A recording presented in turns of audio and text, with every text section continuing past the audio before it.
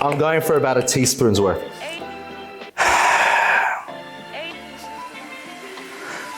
Why do you have to do this to me on camera for? Behind the scenes, you come out, you're free flowing, there's no problem.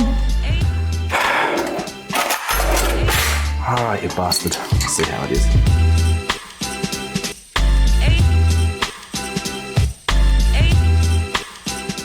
Guys, we're back with another episode of Mark's Easy Eats, episode number 10, the milestone.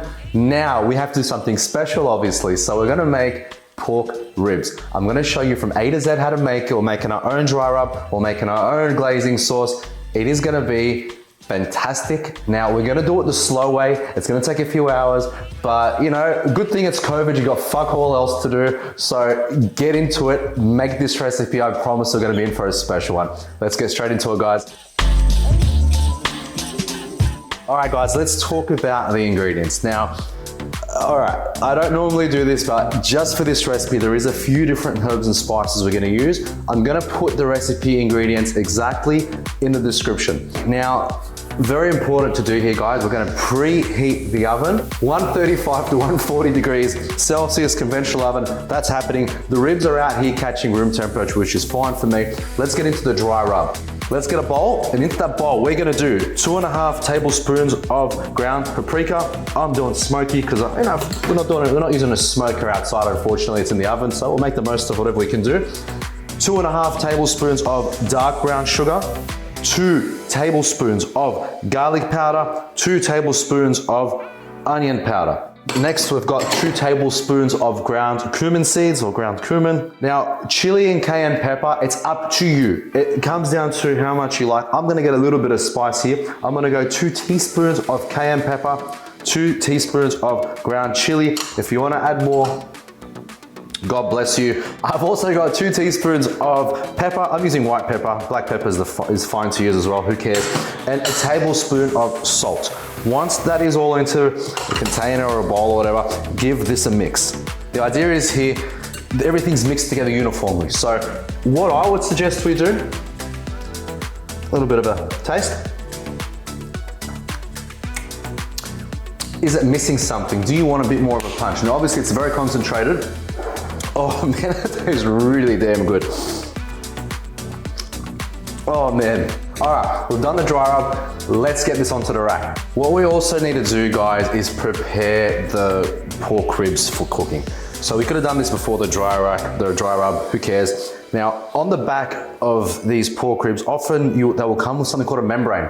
Now, sometimes you're lucky and the butcher's gonna get rid of it, but in this case, it's there, we've got to cut it off. Now what that membrane is, it's like a piece of skin, whatever you want to call it. It's just something protecting the back of these bones. We want to get rid of it. It's annoying when you're eating it. It takes away from getting the flavors to properly penetrate into the meat. So first thing you need to do is go in from the side, just with a knife, and just get under that layer of membrane if it is there. Now as you can see, I've ripped off just enough to get a little bit there. Now, you can try and rip this with your hands, but you're not gonna get anywhere, it's too slippery. Now, preparation is key. There's a very easy fix for this. Once this little bit, as you can see here, is ready to get pulled off, we grab a paper towel for grip, we hold it, and we say a quick prayer that we get it off with one piece. You ready? Uno, dos, and look at that. One hit. And that, my friends, is how you get rid of the membrane. A lot of the time you will find on your rack of ribs, the side parts are so little, these little shitty parts that stick on the edge. Cut them off. When you're cooking this for hours and hours and hours, these parts end up getting burnt anyway and they ruin the look of it. So what I want to do is just the last couple of ribs that do not match the shape at all, just with a sharp knife, cut it. Now, what you're gonna find is your ribs, one uniform size. They're gonna look a lot more presentable at the end. Now, if you don't care, leave them on. I'm not gonna chuck this out, I'm not stupid. I'm still gonna marinate it. I'm still gonna chuck it in there. But before this is done, I'm probably gonna pull this out halfway as a snack and eat it. If there's ugly bits of excess fat, as you can see here, just with a knife, done. Get rid of it. Put these onto the side, clean up these ribs, make it look as best as you can. I'm just gonna cut these excess bits here. Any silver skin and the rest of it, gone. Once we've taken off all the excess fat and you've got a beautifully cut up piece similar to this one, we are ready to go. And what we're gonna do is we're gonna get a towel, paper dry them just a little bit, go in with our rub. Let's do that right now. Alrighty guys, we've got our meat, it's cut up, it's ready to go. We've got our marinade that we've came up with. Now, as you can see, I've put a glove on. Now, it's not because I'm a princess, it's not because of COVID, I promise you it's not. I mean, if you wanna wear a glove because of COVID, do it. There's a reason for it. Now, we're gonna be pushing this rub into it. Easy to wash, take the glove off, chuck it, you're good to go. The other thing is that you're gonna notice is a lot more of the rub is gonna stick onto this as opposed to the glove. Now what we wanna do is get a little bit of Dijon mustard, and the idea behind Dijon mustard is we're gonna use it as a binder. Now we're not gonna put too much, plenty. Once you've got that mustard on there, we're just gonna rub it around again. This is why gloves make life a lot easier. Now, if you've put too much, just wipe it off. You just need a layer on there. All right, guys, so we'll put our mustard on. Again, we're doing the first part here. We got our mustard on. Get your clean hand. Now, use a spoon. Might be easier. Now, we're gonna go with a generous seasoning.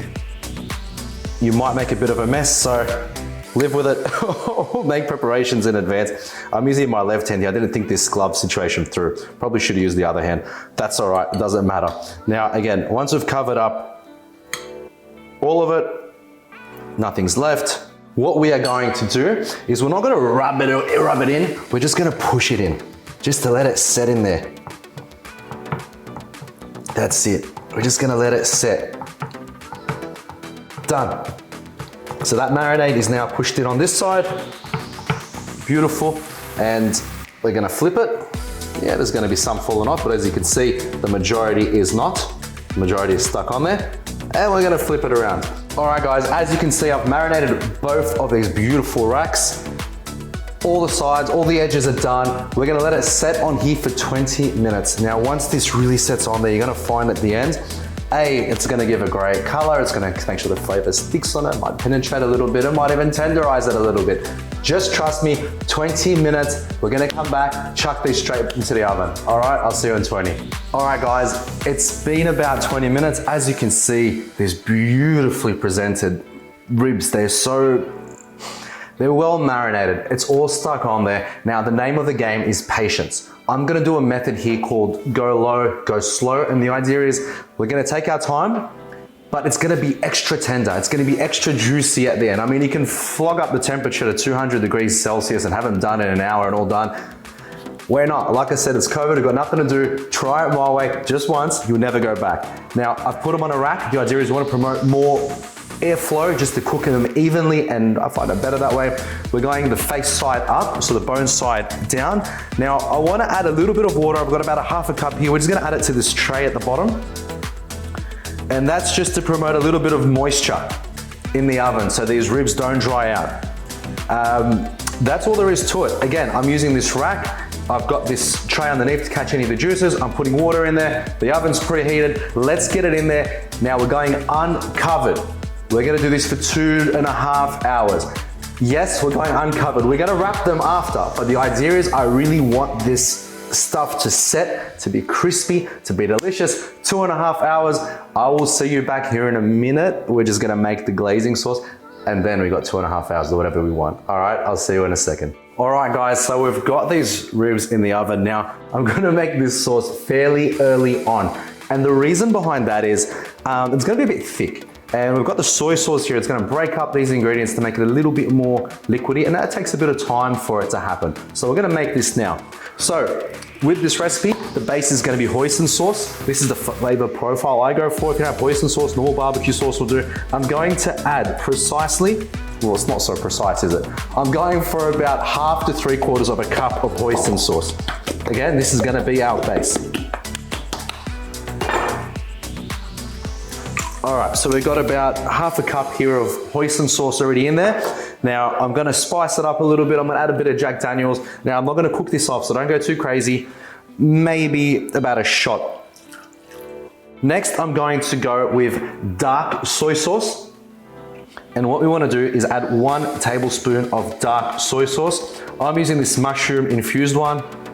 I find that it adds a nice little bit of a twist to it. If you don't have the mushroom infused, it doesn't matter. Go the dark soy sauce. 1 tablespoon is enough. It's more so for the coloring than anything. And then normal soy sauce, I'm gonna go 2 tablespoons. 1, 2. Next, I've got apple cider vinegar. I'm gonna go about a tablespoon. Make it 2 tablespoons of apple cider vinegar. Done. Next, if you don't have this garlic chili paste, use sriracha. Give or take, it does the same job. Now, I don't wanna go too much in this because it is fairly strong.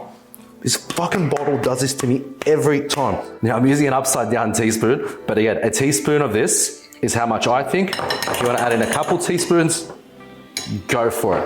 It just depends on your palate and how much chili you or your guests can take. I've added about a teaspoon and a half right there. Now, my special ingredient is going to be apricot jam. Now, if I had peach jam, I'd 100% be using peach jam. Unfortunately, thanks to our loving friend COVID, there's nothing in the shops, so I'm using apricot jam. If you want to get creative and use plum, why not? This jar is approximately 500 grams. I'm gonna be using 3/4 of it. So I'm gonna go ahead and say here about 400 to 450 grams of jam. Now that that's in there, what do we do next? We're gonna mix it. If you've got a whisk, do it. I've got a small little whisk here I'm gonna use. Be careful. Try and break that jam up. Now, if you find that jam's not breaking down too easy with you, it's fine. Like I said, that soy sauce is gonna do its job eventually and make it work. Now, if you do find that it's too thin, that's fine. A bit more hoisin sauce, guys, thicken it right up. Now that I've mixed this up, again, you're gonna see chunks of that jam. It is normal, do not be alarmed. Watch, in a couple hours time, once that soy sauce gets in there and does its job, it's gonna be really smooth. A very nice paste. As I do, guys, I've just had another spectacular idea. Just to make sure this goes the full length here. I'm gonna add about a teaspoon, make it 2 teaspoons. What am I talking about? 2 tablespoons of dark brown sugar. Put them in here and this thing is gonna pop. Now, once that's mixed in there, give this a taste.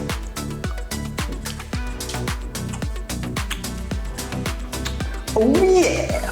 Okay, the sauce is done. Now we want to cover this up, set it aside. You'll see everything start to break down beautifully. If at any point you find that it's getting too thin, you want it a bit thicker, jam, hoisin sauce. Be resourceful, make it work. 2.5 hours, it's in the oven. We're doing the slow cook approach. I'll pull it back out here in 2.5 hours. That's the rack. Then we're gonna foil her up. We're gonna put some special things in there. Stay tuned, I'll be right back. So it's been in the oven now for about maybe 2 hours and 20 minutes. It's just about ready, almost at the 2.5 hour mark. Now, a couple things. The first thing is we put some water at the start into the base just to make sure it keeps everything moist. Now, obviously, if you're like me, you're gonna be checking this every 20 minutes because it smells delicious. You just wanna keep looking at it. If you notice that the water is dried out, very simple.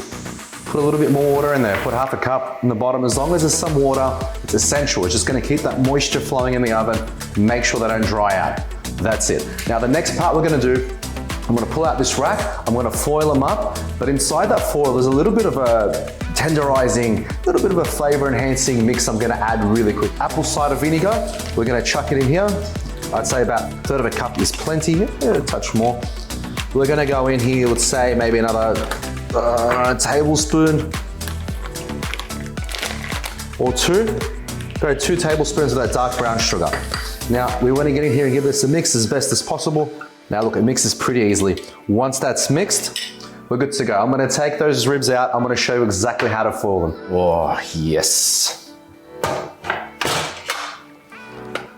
Look at these guys. Now, don't be alarmed. They're not dried out or anything like that. The whole point of that exercise is now look, you try and wipe any of this seasoning off, nothing is gonna come off. It's set, it's stuck on there. That is so good. All right, so I'm gonna put these aside just a little bit. Now we're gonna make these foil beds.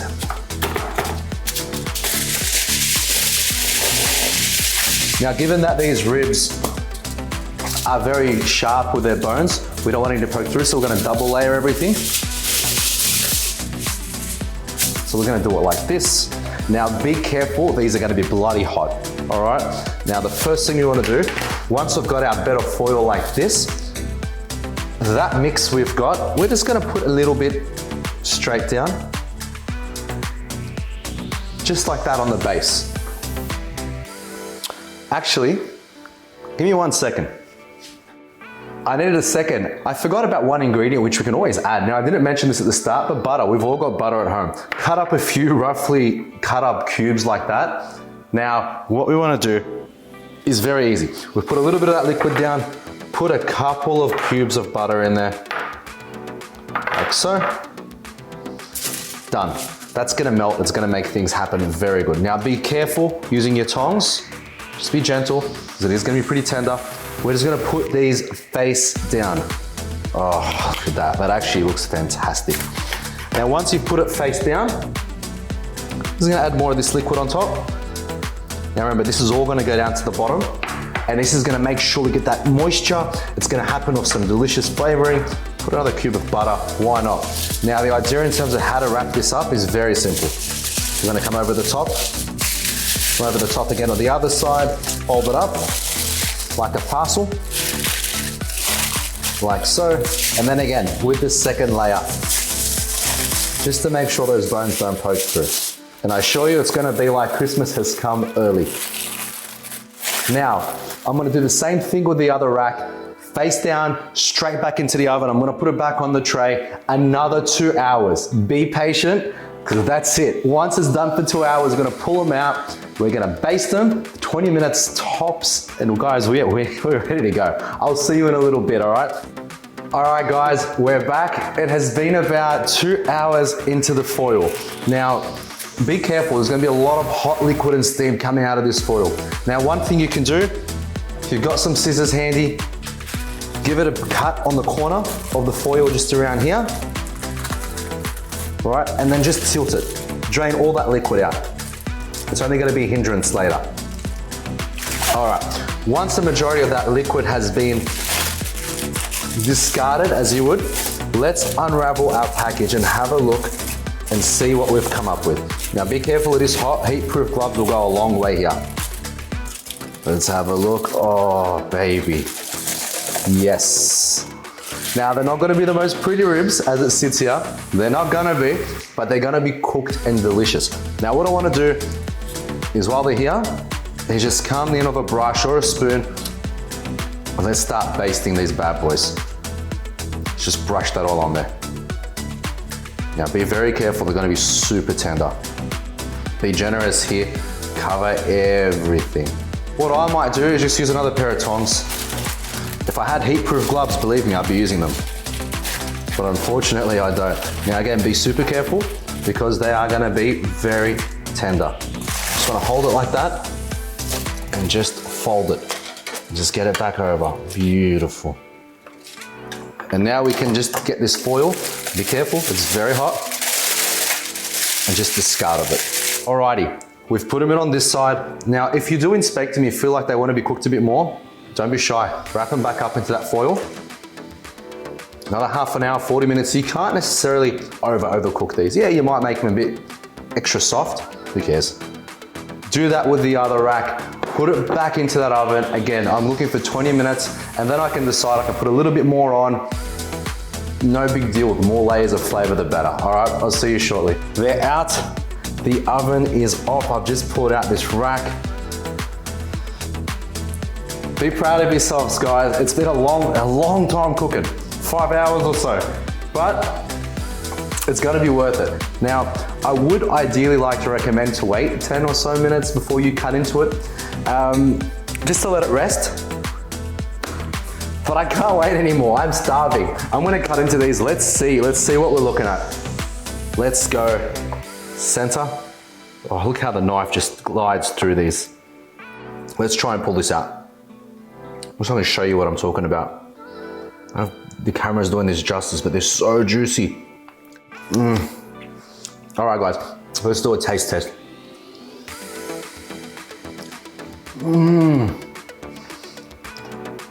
Oh boy. God damn, I miss pork ribs. Oh, fuck me, I could cry. So good. Hang on, let's have a look. This is gonna be a nice juicy piece here. Guys, as the kids of today would say, smash that like button, subscribe to Mark's Easy Eats, subscribe to the channel. Thank you for your support. If you try this, let me know in the comments how you went. I promise you, you're in for a treat. You're in for a damn good time. This is how we make oven baked or oven, whatever you want to call it, pork ribs. Give it a crack, guys. Look forward to seeing you in the next episode. I'll catch you later. Oh yeah!